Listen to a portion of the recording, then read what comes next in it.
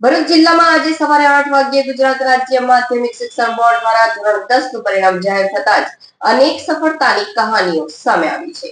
તેમાં ભરૂચ શહેરની નારાયણ વિદ્યાલયમાં અભ્યાસ કરતી બે દિવ્યાંગ વિદ્યાર્થીનીઓએ પોતાના અડગ સંકલ્પ અને મહેનતથી સૌનું ધ્યાન ખેંચ્યું છે. શાળાની વિદ્યાર્થીની કાવ્ય કિશનભાઈ ફરસરામ, જે બાળપણથી જ આશરે 90% અંધત્વ ધરાવે છે, તેણે તમામ અડચણો વચ્ચે પણ ધોરણ 10ની પરીક્ષામાં 95.67% અને 99.50% મેળવી શાળામાં પ્રથમ ક્રમાંક હાંસલ કર્યો છે. મધ્યમ વર્ગીય પરિવારમાંથી આવતી કાવ્યના પિતા દહેજની ખાનગી કંપનીમાં નોકરી કરે છે, જ્યારે માતા નર્મદા જિલ્લામાં સરકારી શિક્ષિકા છે. કાવ્યાએ નાનપણથી જ અભ્યાસ પ્રત્યે ઊંડો રસ રાખ્યો હતો. જોઈ શકતી ન હોવા છતાં તેણે સાંભળીને અભ્યાસ કરવાની પદ્ધતિ અપનાવી અને સમજ ન પડે તો શિક્ષકોને વારંવાર પૂછતી રહી. આધુનિક ટેકનોલોજીનો ઉપયોગ કરતા તેણે યુટ્યુબ અને ડિજિટલ પ્લેટફોર્મ્સની મદદથી પોતાની તૈયારી વધુ મજબૂત બનાવી. પરીક્ષા દરમિયાન લૈયા તરીકે મિત્રની સહાયથી તેણે તમામ પ્રશ્નપત્રો સફળતાપૂર્વક પૂર્ણ કર્યા. ભવિષ્યમાં કલેક્ટર બનવાનું તેનું સ્વપ્ન છે, જે તેની દ્રઢ ઈચ્છાશક્તિ દર્શાવે છે. તો બીજી તરફ એ જ શાળાની વિદ્યાર્થીની ગ્રીષ્મા રતીશભાઈ માછી, જે શારીરિક રીતે દિવ્યાંગ છે અને ગરીબ પરિવારમાંથી આવે છે, તેણે પણ પડકારો વચ્ચે હિંમત હાર્યા વિના 90.66% મેળવી A1 ગ્રેડ મેળવ્યો છે. તેના હાથ અને પગમાં તકલીફ હોવા છતાં તેણે સતત મહેનત અને પરિવારના સહકારથી આ સફળતા હાંસલ કરી છે. મારું નામ માછી ગ્રીષ્માબેન રતીશભાઈ માછી છે. હું નારાયણ વિદ્યાલયમાં અભ્યાસ કરું છું. ધોરણ 10ની બોર્ડની એક્ઝામમાં મારા 90.86% આવ્યા છે અને પર્સન્ટાઇલ 95.90% આવ્યા છે. અહીંયાના શિક્ષકો, ટીચરો અને આચાર્યશ્રીએ મને ખૂબ સપોર્ટ કર્યો છે. ખાસ કરીને બિનિતા મેમને થેન્ક યુ, કેમ કે અમને ખૂબ સપોર્ટ કર્યો છે. અને ચીમન સર, મારા class teachers, Kaushik sir, Manisha teacher, એમને પણ ખૂબ થેન્ક યુ. કઈ રીતે તૈયારીઓ કરતી હતી બેટા? તું આખો દિવસ કઈ રીતે વાંચતી હતી, કેવી રીતે મહેનત કરતી? હું મોસ્ટ ઓફલી બપોરના ટાઈમે વાંચતી હતી અને રાતનો ટાઈમ અને સવારનો વહેલો ઉઠીને 4 થી 3:30 ગાળામાં વાંચતી હતી. પ્રિપરેશનમાં ટેક્સ્ટબુકનું સૌથી વધારે વાંચવાનું હું કરતી હતી. આપણે નવનીતનું ઓછું વાંચવાનું હતું. મેથ્સમાં મોસ્ટ ઓફલી આપણે પ્રેક્ટિસ વર્કનું હતું. આગળ તારે કઈ લાઈનમાં જવાની ઈચ્છા છે તારે? આગળ મારે સાયન્સ મેથ્સ લઈને કેમિકલ કોમ્પ્યુટર કરવું છે. મારું નામ કાવ્ય કિશન ફરસરામ છે.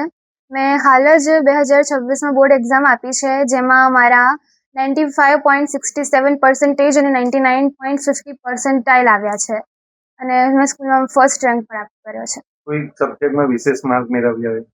હા, મેં SST વિષયમાં 100 આઉટ ઓફ 100 મેળવ્યા છે. તમારો અનુભવ કેવો રહ્યો 1 થી 10 સુધી ભણતરમાં? મારો અનુભવ એવો રહ્યો કે 1 થી 10 સુધી આપણે ભણીએ છીએ, પાયાથી ભણતા આવીએ છીએ, તો આપણે જો આગળ સારું રિઝલ્ટ મેળવવું હોય કોઈ પણ સ્ટાન્ડર્ડમાં, તો આપણે પહેલાં મૂળ કોન્સેપ્ટ ક્લિયર રાખવા પડશે આપણા, કે ગોખણપટ્ટી અહીંયા નહીં ચાલે. અને બીજું કે તમારે જો તમે કોઈ પણ લાઇનમાં ભણો, ગમે તે કરો, પણ જો તમારે એમાં સારું અચીવમેન્ટ લેવું હોય, તમે ડેડિકેશન રાખવું પડશે એમાં. અને ખાસ કરીને ભણવાની ફિલ્ડમાં જો તમે સારું આગળ વધવા માંગો છો અને તમારું રિઝલ્ટ ટકાવી રાખવા માંગો છો, તો તમારે જે તમે ડેલી ભણો છો, કે જેવી સ્ટડી કરો છો અથવા તમને કશેથી બી સ્ટડી કરાવે છે, એનું રિવિઝન અને એનું રીડિંગ તમારે કમ્પલસરી ડેલી રાખવું પડશે. તમારી આઈસાઇટમાં કેટલા % વિઝિબિલિટી છે? એને લઈને તમને ભણતરમાં શું કોઈ તકલીફ? મારી આઈસાઇટમાં માત્ર 10% જ વિઝિબિલિટી છે, રાઈટ આંખમાં મારી. બટ એ વખતે મને શરૂઆતમાં અઘરું પડતું હતું કે હું જ્યારે 6 થી 8માં હતી ત્યારે હું વાંચતી હતી અને મારે એમાં એવું થતું હતું કે મારે સવારની હું વાંચવા બેસું તો મારે આખો દિવસ વાંચું સાંજે 6 વાગ્યા સુધી, તો પણ ઘણીવાર મારો કોર્સ જે વાંચવાનો તે બાકી રહી જાય, પૂરો ન થાય. એ તો મને ખાસી બધી એવી રીતે અડચણો આવી છે. અને પ્લસ કે બીજું, હું વ્યવસ્થિત જે અક્ષર હોવા જોઈએ એની પ્રમાણે લખી નથી શકતી. 10માની એક્ઝામમાં બધાને એમ ગભરામણ થતી સ્ટુડન્ટોને. તમારો 10માનો અનુભવ કેવો રહ્યો? મારો 10માનો અનુભવ સારો રહ્યો. જો પહેલાં બધા કહે છે કે 10મું બોર્ડ હોય છે, અઘરું હોય છે, એવું મને ફીલ એટલું બધું નથી થયું, કારણ કે અમે પહેલેથી જ વાંચવાનું રાખ્યું હતું વર્ષના શરૂઆતથી જ. અને નોર્મલી જે રીતે આપણે બીજા સ્ટેન્ડર્ડની આપણી સ્કૂલમાં પરીક્ષા આપતા એ રીતે મેં પરીક્ષા આપી. એ કોઈ મને બીક વધારે એવી લાગી નથી કે ગભરામણ થવી કે કંઈ. તમારી એક્ઝામમાં તમે લાહિયાની મદદથી એક્ઝામ આપી, તો લાહિયાનો કેવો અનુભવ રહ્યો? એમનું કેવું હતું? એમને પણ સારું ટ્યુનિંગ કર્યું છે, સારું આમ મેચ થવાની ટ્રાય કરી છે. એ પણ ઘણા સપોર્ટિવ હતા અને એમને જે પ્રમાણે હું કહેતી એ પ્રમાણે લખતા, જે પ્રમાણે ચિહ્નો બતાવું તે પ્રમાણે ચિહ્નો કરતા. એ સારું રહ્યું છે. તમારી ડિસેબિલિટી સાથે તમે આટલા સારા ગુણ મેળવ્યા છે બોર્ડ એક્ઝામમાં, તમે પબ્લિકને સ્ટુડન્ટ્સોને શું મેસેજ આપવા માંગો? હું બસ એટલો જ મેસેજ આપવા માંગીશ કે આપણે કહીએ છીએ કે ક્યારેય બી કોઈ વસ્તુ કોઈને રોકી નથી શકતી, એ પ્રમાણે ડિસેબિલિટીનું છે. જો તમે ડિસેબલ છો તો તમે એવું મનમાં ના ધારી લો કે તમે ડિસેબલ છો. તમે શોધો, રસ્તો શોધો, કોઈક રસ્તો તો નીકળશે જ એનો. જે તમને દેખાતું નહીં હોય તમે સાંભળીને કરી શકશો, તમને સંભળાતું નહીં તમે વાંચીને કરી શકશો.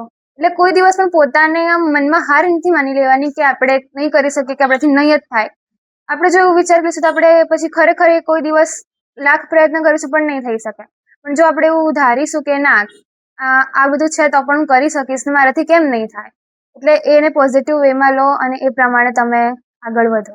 એટલું જ કહીશ. કોઈક એવો સબ્જેક્ટ જે તમને એવું લાગ્યું હોય કે આ ગુરુ છે અને આના માટે તમે કેવા પ્રયાસ કરી અને સફળ?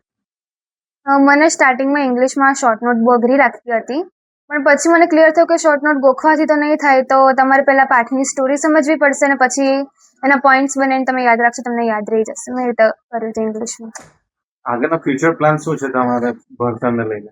ભણતરને લઈને મારે આગળ કોમર્સ લાઇનમાં આગળ ગ્રેજ્યુએટ થવું છે અને ત્યાર પછી યુપીએસસીની એક્ઝામ આપી આઈએએસ બનવું છે. નમસ્કાર, હું વિનિતા ગોહિલ, આચાર્ય નારાયણ વિદ્યાલય. આજ રોજ પ્રસિદ્ધ થયેલ માધ્યમિક શાળાંત પરીક્ષા પ્રમાણપત્રમાં શાળાનું 94.62% પરિણામ આવેલ છે, જેમાં શાળાના 13 વિદ્યાર્થીઓએ A1 ગ્રેડ પ્રાપ્ત કરેલ છે. આ 13 વિદ્યાર્થીનીઓમાં 2 વિદ્યાર્થીનીઓ જે સ્પેશિયલ ડિસેબિલિટીવાળી હતી, એ વિદ્યાર્થીનીઓ પૈકી કાવ્યા કિશન ફરસરામ, જેણે 95.67% સાથે શાળામાં પ્રથમ ક્રમાંક હાંસિલ કર્યો છે, એ વિદ્યાર્થીની 90% વિઝ્યુઅલ ઇમ્પેરમેન્ટ ધરાવનારી વિદ્યાર્થીની છે. ધોરણ 9 દરમિયાન અમને વિદ્યાર્થીનીનો ખૂબ સારો અનુભવ રહ્યો અને તેથી એ વિદ્યાર્થીની પર અમે એક સ્પેશિયલ ટાઈપની ટ્રીટમેન્ટ શરૂ કરી કે જેથી એ વિદ્યાર્થીની ખૂબ સરસ પરિણામ પ્રાપ્ત કરી શકે અને તેથી જ આજે એ ડ્રીમના સ્વરૂપે જ એ વિદ્યાર્થીનીએ શાળામાં પ્રથમ ક્રમ હાંસિલ કર્યો છે, જે વાતની ખૂબ ખુશી અને ખૂબ ગૌરવ અમે સૌ અનુભવી રહ્યા છે. એ સાથે જ માછી ગ્રીષ્મા રતીશ કુમાર, કે જે લોકોમોટિવ ડિસેબિલિટીથી પીડાય છે, એ વિદ્યાર્થીનીએ પણ 90.67% સાથે A1 ગ્રેડ પ્રાપ્ત કર્યો છે. વિશેષ સિદ્ધિ મેળવવા બદલ બંને વિદ્યાર્થીનીઓને અને શાળાના તમામ વિદ્યાર્થીઓને હું નારાયણ વિદ્યાલય પરિવાર વતી ખૂબ ખૂબ ખૂબ અભિનંદન પાઠવું છું. એવું કહેવાય છે કે સક્ષમતા હોય તો જ માનવી કશું કરી શકે, પરંતુ એવું હોતું નથી. જેનું મનોબળ મજબૂત હોય છે એવા લોકો કાંઈ પણ કરી શકતા હોય છે, જેનું ઉદાહરણ કાવ્યા અને ગ્રીષ્માએ પૂરું પાડેલ છે. ડિસેબિલિટી ધરાવનાર વિદ્યાર્થી જે હોય છે એને બોર્ડ વિષયો બાબત ખૂબ સરળ રહેતું હોય છે, પરંતુ એ વિદ્યાર્થીનીએ સ્ટાન્ડર્ડ મેથ્સ વિષય પસંદ કર્યો અને ગૌરવની વાત એ છે કે એ વિદ્યાર્થીનીએ ગણિત વિષયમાં 98 અને સામાજિક વિજ્ઞાન જેવા વિષયની અંદર 100માંથી 100 માર્ક્સ પ્રાપ્ત કરેલ છે.